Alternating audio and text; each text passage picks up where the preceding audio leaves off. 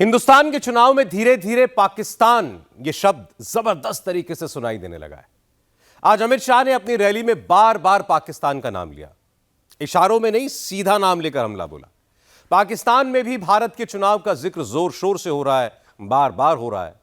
हिंदुस्तान के चुनाव में पाकिस्तान क्यों आया, कितनी बार आया और पाकिस्तान के बारे में क्या क्या बताया गया, और उधर पाकिस्तान में हिंदुस्तान के किस नेता की चर्चा सबसे ज्यादा हो रही है और क्या चर्चा हो रही है, देखिए ये रिपोर्ट।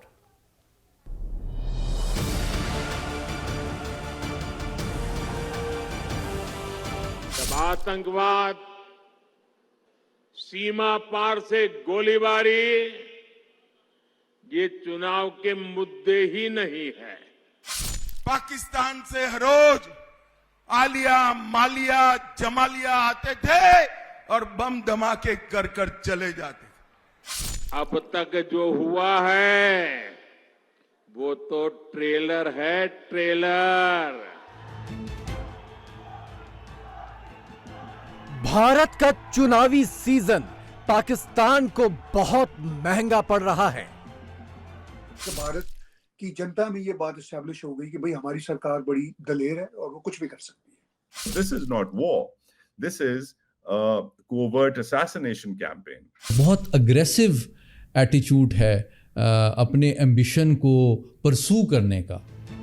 जम्मू कश्मीर से मोदी की ललकार सुनकर पाकिस्तान कश्मीर का नाम ही भूल गया। कश्मीर नहीं चाहिए, हमें अपनी जाति की फिक्र पड़ी, हमने कश्मीर क्या करना। अभी इन बेल्ट राइवलरी हमारे दिमागों में है कि हम हमारे राइवल्स हैं। एक हुजूम आज जम्मू कश्मीर के ऊधमपुर में उमड़ा, तीसरी बार मोदी सरकार का नारा बुलंद करने के लिए।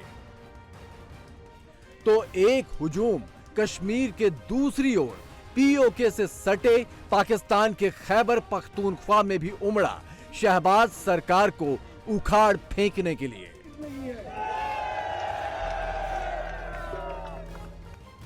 कश्मीर में आतंकी इंडस्ट्री चलाने वाला, अस्थिरता फैलाने वाला पाकिस्तान आज खुद अफरा तफरी और बर्बादी की नहज पर है। जो मसीह की पाकिस्तान में हुआ वही आज हो रहा है। तो कश्मीर नए भारत के साथ कदम ताल कर रहा है। दशकों बाद ये पहला चुनाव है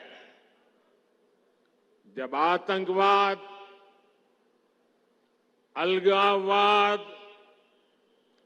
पत्थरबाजी, बंद, हड़ताल, सीमा पार से गोलीबारी ये चुनाव के मुद्दे ही नहीं है। 10 सालों में हमने आतंकवादियों और भ्रष्टाचारियों पर घेरा बहुत ही कसा है। पाकिस्तान की तयशुदा तबाही में इस मास्क का क्या रोल है? इमरान खान में उलझी फौज पाकिस्तान की गली गली में घूमते अनजान गनमैन को क्यों नहीं देख पा रही है? ये सब आपको समझाएं उससे पहले देखिए और समझिए कि मोदी तीसरी बार, अब की बार 400 पार जैसे स्लोगन ने पाकिस्तान का गुड़ा गणित कैसे बिगाड़ कर रख दिया है। हमने इंडिया के साथ आज़ादी हासिल की, पाकिस्तान की लीडरशिप के कभी क्यों इतने बड़े ऑब्जेक्टिव नहीं रहे? हमारे मुल्क में तो कभी इस लेवल पे बात नहीं हुई। हम तो ऐसा लगता है जैसे सरेंडर कर देते हैं हर चीज़ के अंदर। बहुत अग्रेसिव एटीट्यूड है अपने एम्बिशन को परसू करने का। हिंदुस्तान की जो सोच है या जो ग्लोबल स्ट्रेटेजिक एम्बिशन है वो ग्लोबल है और लॉन्ग टर्म है, इसमें कोई शक नहीं है। और वो मेरी नाक़िस राय में वो अपने आप को इवेंचुअली एक हिंदू सुपर पावर के तौर पे एक मल्टीपोलर वर्ल्ड में अपना इवेंचुअली हिस्सा देखना चाहता है। ये उसकी ख्वाहिश और लॉन्ग टर्म स्ट्रेटेजिक विज़न है। रॉ के ज़रिए से जो अपने सियासी मुखालफीन को असैसिनेट करने की कोशिशें बरतानिया, कनाडा और अमेरिका में हुई, पाकिस्तान अभी तक उस इंटरनेशनल बेइज्जती से उबर नहीं पा रहा जो गार्डियन रिपोर्ट से उसके माथे पर चस्पा हो गई है। इसीलिए पाकिस्तान जब जब मोदी की बात करता है, रॉ का जिक्र हर बार करता है, क्योंकि उसके पालतू आतंकी पाकिस्तान में भी सुरक्षित नहीं रहे। ये बात बेपर्दा होकर पूरी दुनिया में फैल चुकी है। आपको याद होगा 10 साल तक कांग्रेस पार्टी की सरकार थी। पाकिस्तान से हर रोज आलिया, मालिया, जमालिया आते थे और बम धमाके कर चले जाते थे। किसी के माथे पर जू नहीं रहेंगी।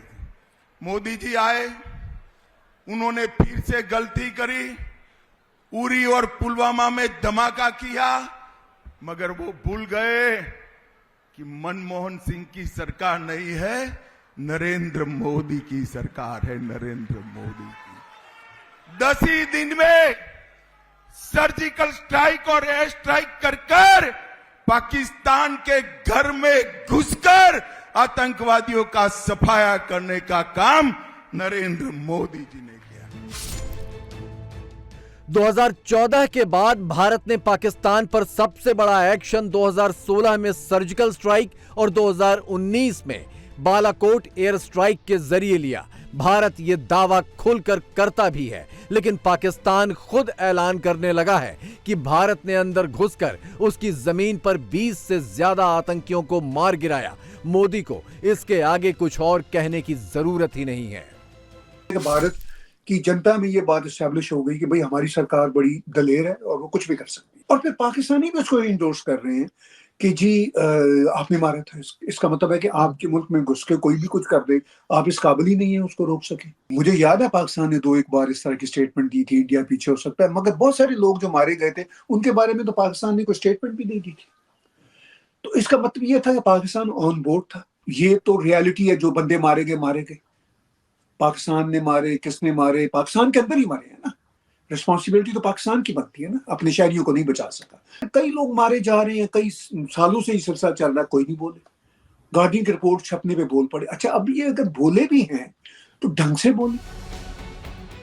एक तरफ पाकिस्तानी फौज अनजान गनमैन से निपटने में नाकाम होकर अपनी थू करवा रही है, तो दूसरी तरफ इमरान खान ने फौज के नाम पर ही मुल्क को तोड़ने की कसम खा ली है। ईद के मौके पर इमरान खान ने रावलपिंडी की अडियाला जेल से आर्मी चीफ के खिलाफ 1971 वाला जो संदेश भेजा है, वो पाकिस्तान में घर घर सुना जा रहा है।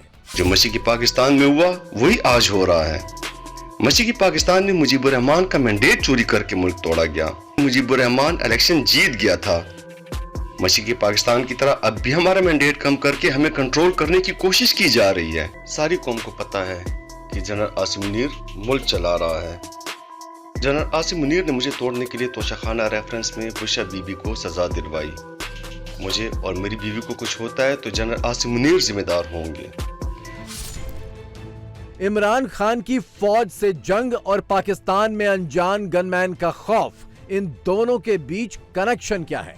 पाकिस्तान में यह कहा जा रहा है कि चूंकि फौज और आईएसआई का सारा ध्यान इमरान और उनके समर्थकों को निपटाने में है, उनकी जासूसी करवाने में है, उन्हें जेल भेजने में है, इसीलिए पाकिस्तान की खुफिया एजेंसियां भारत की घुसपैठ और टारगेट किलिंग ऑपरेशन को पकड़ नहीं पाए।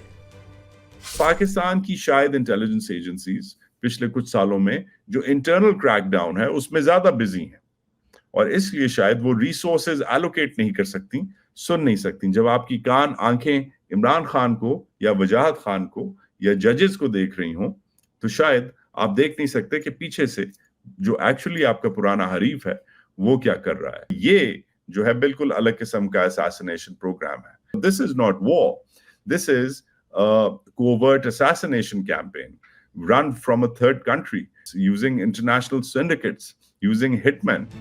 मोदी ने पाकिस्तान की नकेल कैसे कसी है? पाकिस्तानी अखबार डॉन की इस खबर में देखिए, पाकिस्तान जैसा देश अब कोऑपरेशन जैसे शब्दों का इस्तेमाल करने लगा है। बात है दरअसल शाहपुर कंडी बांध की, जो पूरा होने जा रहा है और इसी के जरिए पाकिस्तान जो बिना हक रावी नदी का पानी इस्तेमाल कर रहा था, उस पर फुल स्टॉप लगने वाला है। याद रखिए, ये परियोजना 3 दशकों से लटकी पड़ी थी, जो अब मोदी ने पूरी की। पाकिस्तान भारत को अपना जन्मजात दुश्मन समझता है, इसीलिए भारत के खिलाफ अपनी जमीन पर आतंकी पालना उसकी राष्ट्रीय नीति का हिस्सा है, क्योंकि सीधी जंग वो जीत नहीं सकता। लेकिन जब से भारत ने घर में घुसकर मारने की पॉलिसी अपनाई है, पाकिस्तान का ये हथियार भी बेकार हो चुका है। हमें अपनी किताबों में हमारे जो बच्चे हैं उनको ये बताया जाता है, पढ़ाया जाता है कि इंडिया हमारा दुश्मन मुल्क है। 1971 की जंग में हमने इंडिया के दांत खट्टे कर दिया। आपको लगता है ये ठीक है? इन बिल्ट राइवलरी हमारे दिमागों में है कि हम हमारे राइवल्स हैं। चाहे क्रिकेट ले लो, क्रिकेट में हमें होता है सिर्फ इंडिया को ही हराना है। हमारा मेन मोटिव यही होता है कि जो मर्जी हार जाए लेकिन इंडिया हमसे हार जाए। हमारी इवन ज़बान भी ना, लैंग्वेज हमारा जो है, कम्युनिकेशन स्टाइल भी इवन सेम है, हमारा फूड सेम है, हमारे जो टेस्ट है, स्पाइसेस है, वो सब कुछ सेम है। हम लोग आए तो बहरहाल वहीं से ना, सब कंटिनेंट था वो, बाद में डिवीजन होगी, पार्टीशन, हमारे जो ब्लड लाइन है कहीं ना कहीं वहीं से सारी आ रही है सबकी। पाकिस्तान को भारत की मजबूत सरकार से डर लगता है। भारत में चुनाव जनता जिताती है और जनता ही हराती है, लेकिन पाकिस्तान में ये काम फौज करती है, जनता चाहे जहां वोट डाले। इसीलिए जब भारत का वोटर अब की बार 400 पार का नारा लगाता है, तो पाकिस्तान समझ जाता है कि ये हकीकत बनने वाला है। India as a nation they stand together, you know, वो कहते हैं कि we are proud that we are Indians. हम मोदी का परिवार है। हाँ जी, they are proud that we are Indians. आप अपने फैसले खुद करते हैं, खुद मुख्तार हैं आप, तो फिर आपको किसी का दबाव लेने की जरूरत ही नहीं। जैसे कि इंडिया खुद मुख्तार है अपने हर शोबे में। यहाँ पर आपने कोई मिनिस्टर भी लगाना हो तो वो भी बाहर से अप्रूवल आती है उनकी कि इस बंदे को आप नॉमिनेट करें, इस बंदे को आप सिलेक्ट करें आप। तो हम लोगों ने अपना मोराल इतना डाउन कर लिया है। मोदी अपनी पहली और दूसरी टर्म में पाकिस्तान को समझा चुके हैं कि अगर मुकाबला करना है तो गरीबी से करें, बेरोजगारी से करें, अशिक्षा से करें। पाकिस्तान की आम आवाम ने तो मोदी का ये पैगाम हाथों हाथ ले लिया, लेकिन पाकिस्तानी फौज और उसकी कठपुतलियों को ये सीधी सी बात अब तक समझ नहीं आई।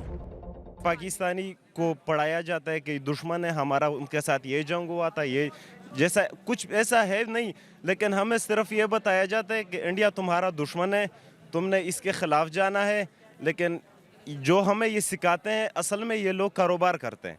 आप ही के पाकिस्तानी लोग इंडिया को थैंक यू करते हुए नजर आए आपको, लेकिन आप लोगों को नहीं फील हुआ वो चीज़। आपको क्यों नहीं समझ आ रहा कि अगर आप ये चीज़ में आगे बढ़ेंगे आपका ही इमेज अच्छा होगा और आपका ही इमेज जो है वो ऐसा पोर्ट्रे होगा जैसा कि होना चाहिए, ना कि ऐसा जो बन चुका है।